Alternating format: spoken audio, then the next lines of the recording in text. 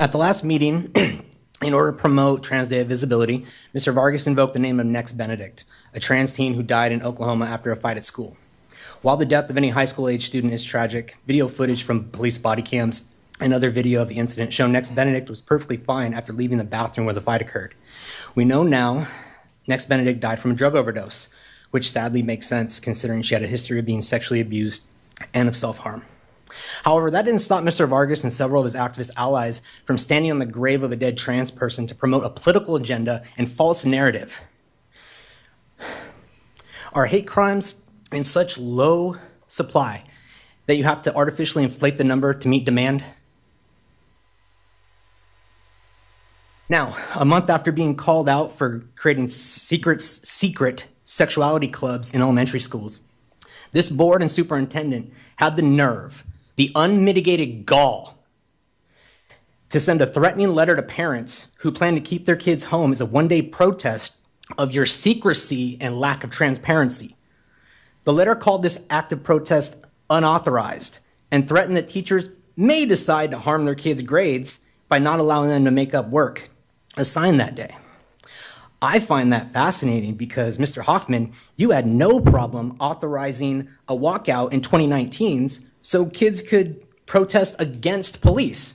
So if they protest against you, bad. Against some other unnamed boogeyman, totally fine.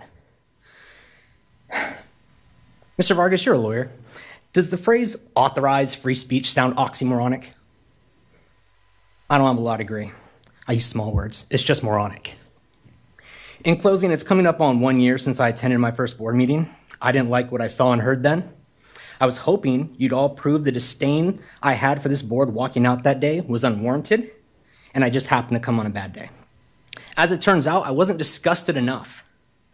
However, it's not too late for y'all to stop doing creepy shit. You could start earning the trust of parents back by eliminating all UBU, Rainbow, and GSA clubs from elementary schools, or at the very least, limiting their access to kids aged 12 and over and require express written consent from parents of every student who attends. If you care about earning my trust, that would be a good start.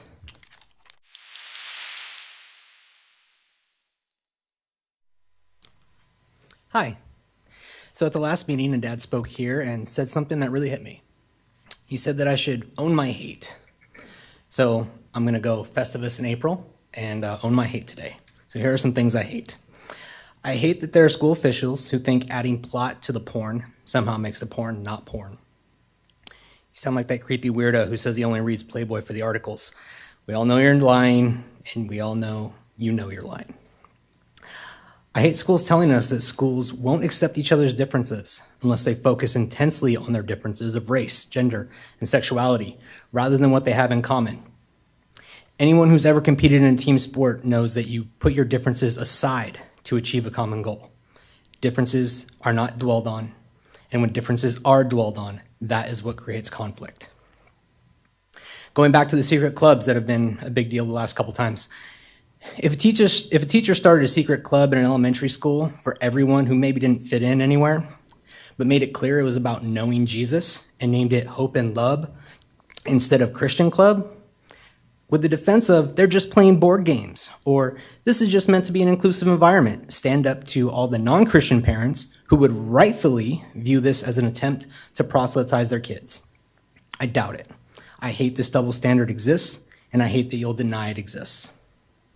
I hate that this school district takes the bottom 1% of 1% of parents who would in any way harm their kids for being gay and tries to lump parents like me into that group, and then has the nerve to not understand why I view my relationship with this board as adversarial.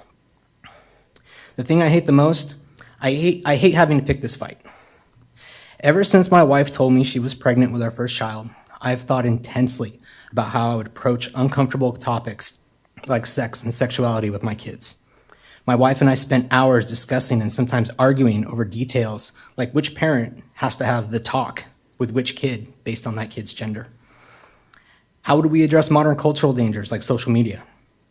We've talked about how best to discuss topics like safe sex while also trying not to tell them sex is wrong and sex is actually quite great, but also balancing that with promoting our basic moral and religious belief in waiting until marriage as the best thing to do. Do you have any idea how many hours of discussion I've had with my wife about this? I find it evil for anyone but me and my wife to think they have the right to discuss the moral, spiritual, and cultural aspects of these topics with my kids, especially in secret. And I hate evil. Now, I don't think any of you are evil. I'm sure you all have good intentions. But we all know what the road to hell is paved with. Thank you.